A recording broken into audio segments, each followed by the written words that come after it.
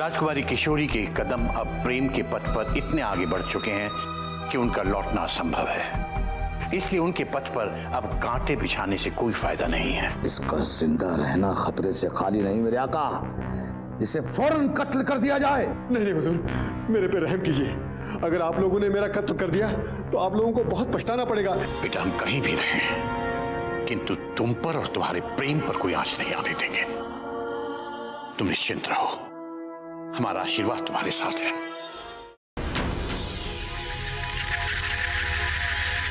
भवानी सिंह,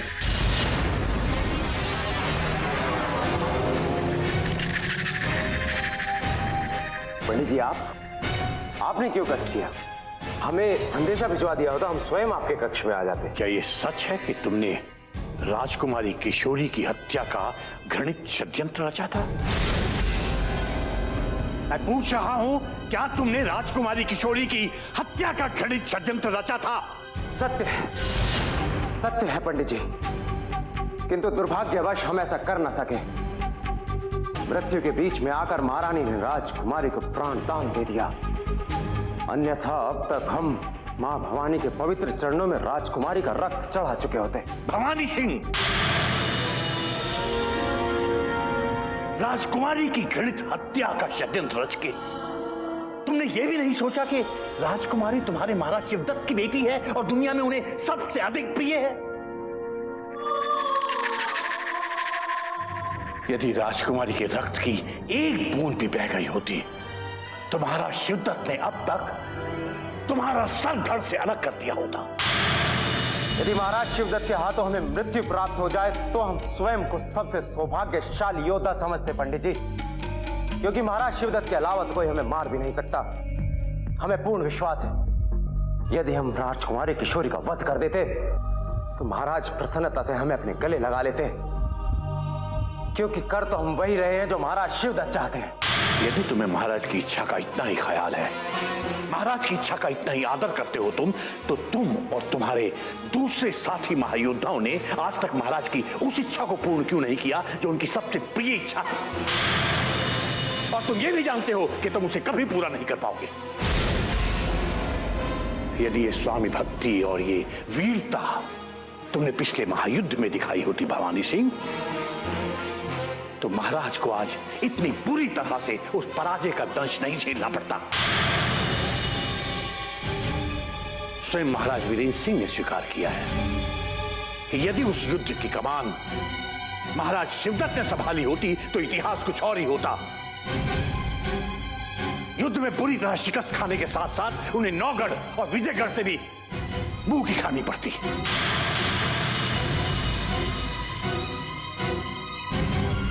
तुमने महाराज शिवदत्त का विश्वास और उनके भरोसे को तोड़ा है। तुम और तुम्हारे जैसे दूसरे महायोद्धा यदि उस महायुद्ध में अपनी अपनी जान बचाकर भाग नहीं खड़े होते तो महाराज को इस पराजय का मुंह नहीं देखना पड़ता।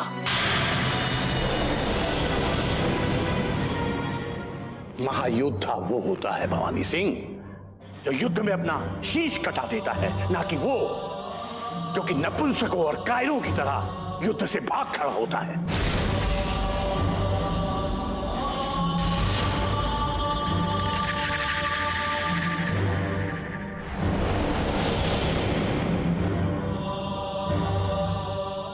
भवानी सिंह, मैं कहने ही आया था कि यदि आज के बाद राजकुमारी किशोरी की हत्या का विचार भी यदि तुम्हारे मन में आया तो तुम इस जहां से उठ जाओगे। और ये मैं नहीं, मेरा रमन और तुम्हारे ग्रहों की दशा कह रही है।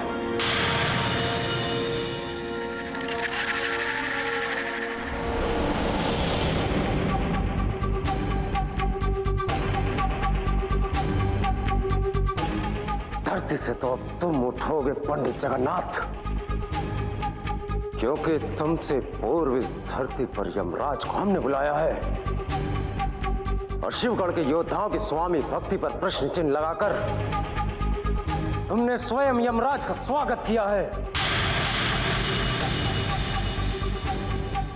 ये भवानी सिंह कह रहा है जो स्वयं यमराज है।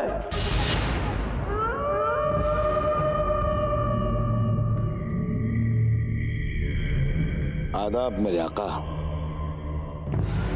पंडित जगन्नाथ के महल में आते ही चारों तरफ सन्नाटा सा छा गया है।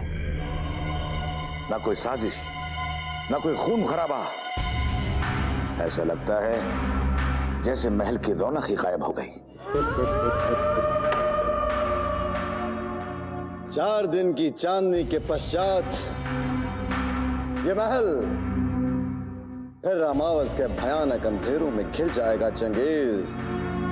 हम और हमारे षड्यंत्र पंडित जगन्नाथ को इस महल में अधिक समय तक नहीं रहने देंगे। अगर ऐसा है मेरे आका, तो पंडित जगन्नाथ को महल में रहने की जरूरत ही क्या है? अगर आप कहें तो आज ही उन्हें जिंदगी से रुखसत कर दूं।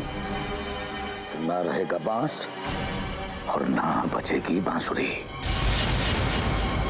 पंडित जगन्नाथ का वध इतना आसान नहीं है जितना तुम समझ रहे हो चंगेज। यदि हमने पंडित जगन्नाथ का वध इस महल में किया तो आरोप हम पर ही लग सकता है। हम कोई ऐसा षड्यंत्र रचाएंगे कि उसका वध हम करेंगे और उसका आरोप भवानी सिंह पर लगेगा। मेरे आका, अब तो भवानी सिंह भी पंडित जगन्नाथ के खौफ से अपने बिल में घुस गया है। इस महल का कोई भी जाबाज उनके सामने जाने की जरूरत नहीं करता। आखिर कब तक मेरे आका, कब तक पंडित जगन्नाथ के खौफ के साए में जीना होगा? पंडित जगन्नाथ का आतंक भवानी सिंह को डरा सकता है, परंतु महायोद्धा सोमनाथ को नहीं। हम अभी और इसी समय उसका सामना करेंगे और हम ये भूल जाएंगे कि वो महाराज शिवदत्त के सबसे समीप और भरोसेमंद हैं। नहीं मेरे आका, गुलाम के रहते हुए आपको उसके पास जाने की कोई जरूरत नहीं। अगर वो 4 दिन का मेहमान है तो उससे दूर ही रहना अच्छा। कहीं ऐसा ना हो मेरे आका कि वो सारे का सारा गुबार आप पर निकाल दे और गुलाम का खंजर उसके सीने में उतर जाए। नहीं चंगेज, नहीं। हम पंडित जगन्नाथ के खौफ से डरकर अपने कक्ष में नहीं बैठ सकते, वरना भवानी सिंह की तरह हम भी कार्य कहलाएंगे और महायोद्धा सोमनाथ को ये कदाचित पसंद नहीं। सांप का सर कुचलने के लिए उसके बिल में हाथ डालना ये कौन सी समझदारी है? मेरे आका, कहीं गर्मा गर्मी में आपके हाथ से खून खराबा ना हो जाए, और अगर ऐसा हुआ तो आप शहजादी आलिया के साथ साथ शहंशाह की नजरों में भी गिर जाएंगे। हमें इसकी परवाह नहीं, परंतु हम इस महल के सभी महायोद्धाओं को दिखा देंगे वो कायर हैं, हम नहीं।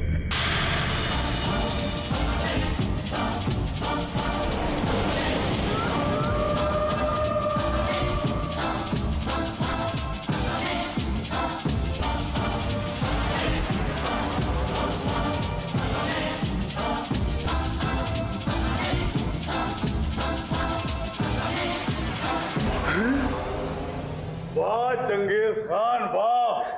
क्या बात है, क्या बात है, क्या बात है। अहमद के बहरूपी अय्यार को बंदी बनाकर तुमने सिद्ध कर दिया कि तुम कितने बुद्धिमान हो। हमने जैसे ही महल में प्रवेश किया, हमें तुम्हारी वीरता के बारे में पता चला और हम तुम्हें बधाई देने के लिए आ ही रहे थे कि तुम हमें यहाँ महायोद्धा सोमनाथ के साथ मिल गए।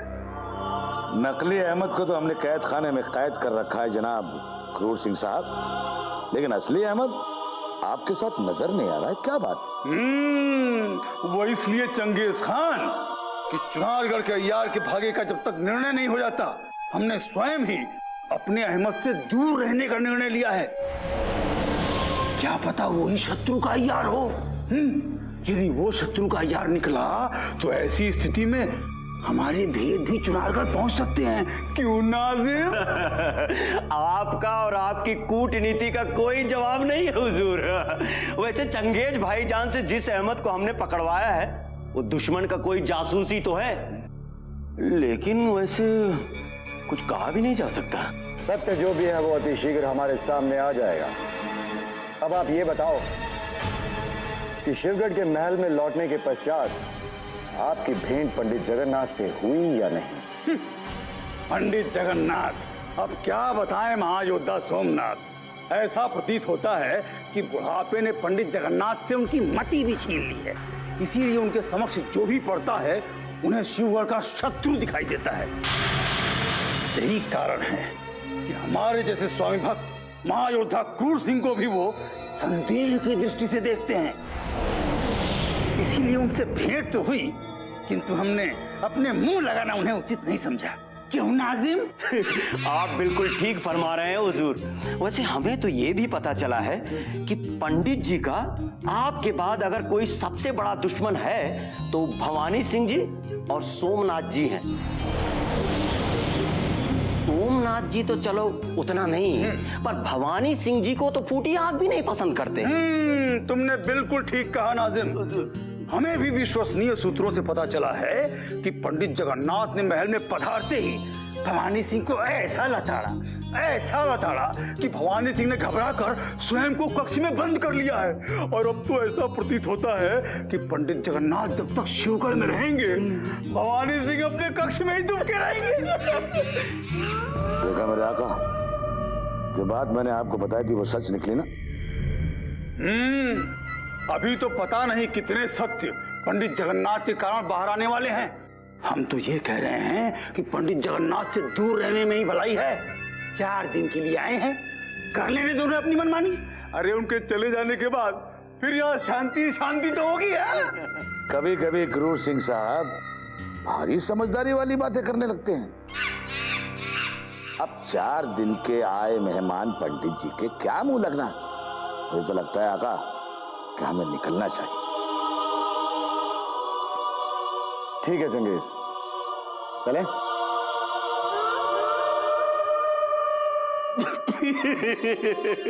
हुजूर, एक बात गौर की आपने? क्या? जिस सोमनाथ को आज तक आप नहीं डरा सके, पंडित जी की दहशत उसे एक ही पल में हरा दिया, उल्टे पांव भाग गया।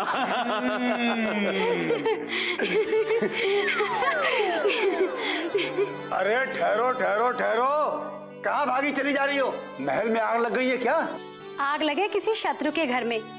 हम तो इसलिए भागे जा रहे हैं क्योंकि हमारे 2 राज अतिथि पधार रहे हैं। राज अतिथि? कौन से राज अतिथि? अब हमारा समय नष्ट मत कीजिए। शकुंतला देवी और उनके पुत्र गजराज जी महल में पधार चुके हैं।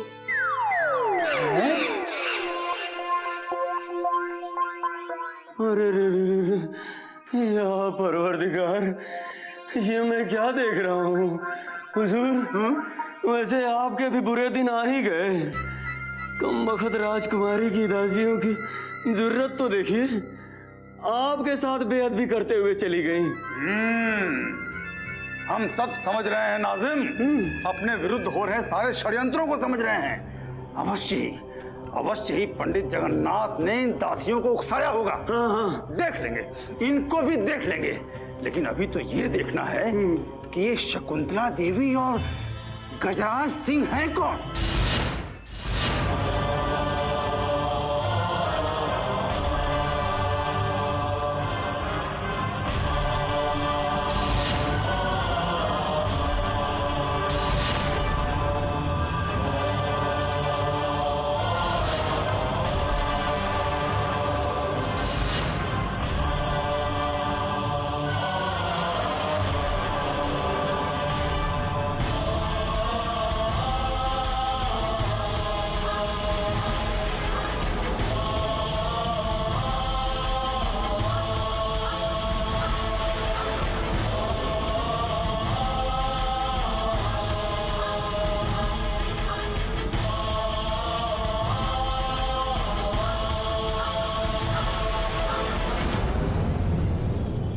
प्रणाम।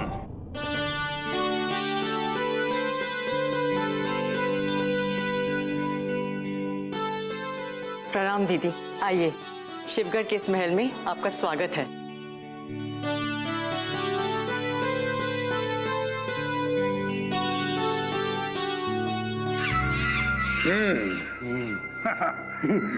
तो ये महाराज शिवदत्त की साली है।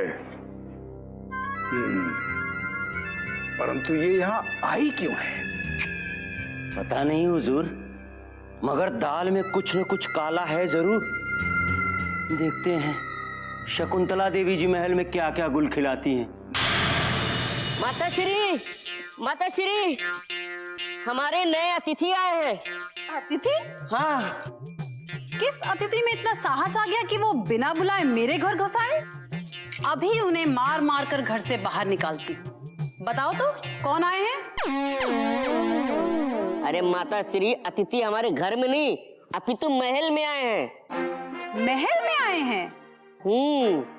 लेकिन कौन है ये जो हमारे होने वाले महल में यूं ही घुस आए? उनका नाम तो मुझे नहीं पता, किंतु इतना अवश्य पता है कि उन्हें महारानी कलावती ने बुलाया। एक तो बिल्कुल महारानी की जैसी लग रही थी और दूसरा उनके बेटे के जैसा, जिनका अभी अभी महल के गलियारे में भव्य स्वागत हुआ है माता श्री। ओह, परंतु तुम्हारे पिताश्री कहाँ मर गए? एक तो वो यहाँ वहाँ भटकते रहते हैं और दूसरे उन्हें ये भी नहीं पता कि उनके पीछे से बाहर के घुसपैठिए महल में घुस आए हैं। माता श्री अभी भी महल के गलियारे में नाजिम चाचा के साथ उन अतिथियों का स्वागत कर रहे थे। अच्छा, उनकी ये मजाल।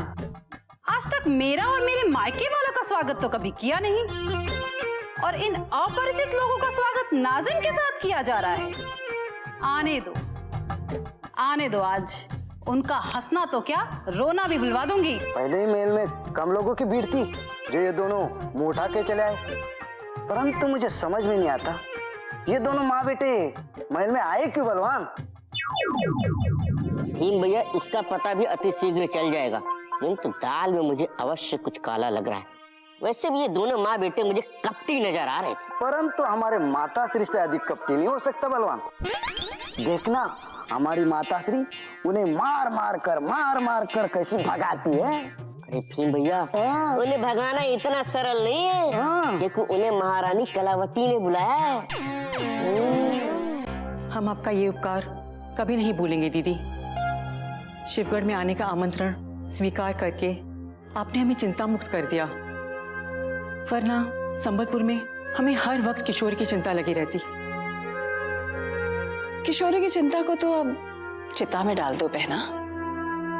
किशोरी अब ये समझ लो कि हमारी हो गई। जानते हैं दीदी, आप किशोरी को बहुत चाहती हैं, परंतु किशोरी नादान है, उसे भले और बुरे की कोई समझ नहीं। उसे समझ नहीं है तो क्या हुआ, हमें तो समझ है कलावती। तुम देखना, हमारे होते हुए हमारी लाडली पर कोई आंख भी उठाकर नहीं देख सकता है। हाँ, आज से किशोरी आपकी बेटी हुई, हमें पूरा विश्वास है हमारे पीछे किशोरी को माँ की कमी कभी नहीं खलेगी। बेटी नहीं, बहू कहो बहना। यदि किशोरी का विवाह होगा तो केवल गजराज के साथ होगा, वरना किशोरी की मांग सदा सुनी ही रहेगी। किस विचार में पड़ गई आप शकुंतला दीदी? नहीं, हम ये सोच रहे थे कि हम कितने भाग्यशाली हैं, भगवान ने हमें सेवा करने का मौका दिया है। तुम देखना कलावती, हम और गजराज राजकुमारी की रक्षा करने के लिए अपनी जान भी न्यौछावर कर देंगे, लेकिन हमारी लाडली पर कोई आंच नहीं आने देंगे। हमें आप पर पूरा भरोसा है, परंतु महल के किसी भी व्यक्ति पर भरोसा नहीं करना, क्योंकि महाराज की अनुपस्थिति में सब योद्धा महायोद्धा षड्यंत्र करने लगे हैं।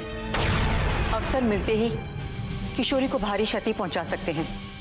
अब गजराज की अनुमति के बिना तो राजकुमारी तक वायु भी नहीं पहुंच सकती, फिर महल के षड्यंत्रकारियों की बिसात ही क्या है। कलावती, तुम निश्चिंत होकर संबलपुर की यात्रा कर सकती हो। राजकुमारी और महल दोनों की रक्षा हम अपनी अमानत समझकर करेंगे। समझना क्या, अब तो किशोरी आपकी अमानत हो चुकी है। बस इस महल में पंडित जगन्नाथ के सिवाय हमारा कोई नहीं है। हम उन्हें पिता समान मानते हैं और उनके हर आदेश का पालन करना अपना धर्म समझते हैं, और आपसे भी यही आशा है दीदी। क्षमा करना बहना, हम तुम्हारी नहीं बल्कि अपनी ही आशाओं की पूर्ति के लिए इतनी दूर से यहाँ आए हैं, और महल से तुम्हारे प्रस्थान करते ही हम सबसे पहले उस पंडित जगन्नाथ को अपने वश में करेंगे, जिसके आदेश का तुम पालन करती हो। क्योंकि वो वश में आ गए तो शिवगढ़ का ये सारा महल भी हमारे वश में हो जाएगा।